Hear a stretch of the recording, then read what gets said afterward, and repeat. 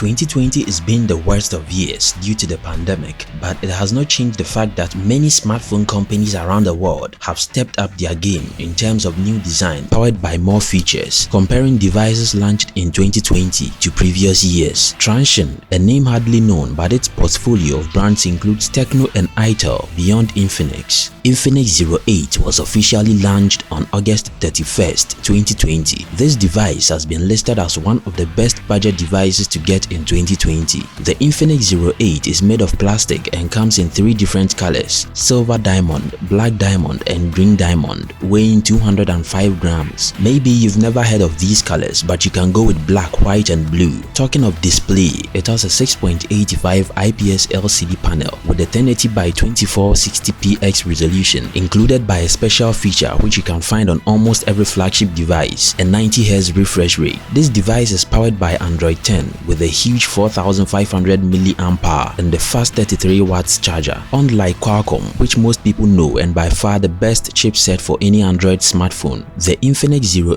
is powered by a MediaTek Helio G90T octacore chipset with a 2x2.05 GHz cortex and a 6x2.0 GHz cortex A55. It has a dedicated expandable slot and an internal storage size 128GB with 8GB of RAM. The latest INFINIX ZERO is a shining example of distinct visual language. The large and distinctive rhombus camera model on the back tends to leave a lasting impression, so much so that we wonder why we haven't seen this particular visual distinction from any other manufacturer. Its effect on the ZERO is only further enhanced by the memorable matching geometry pattern on its back. Put the pair together, sprinkle a couple of other interesting details like the flat recessed fingerprint reader and the power button combo and the dual selfie punch hole camera, and you get a truly distinctive looking device.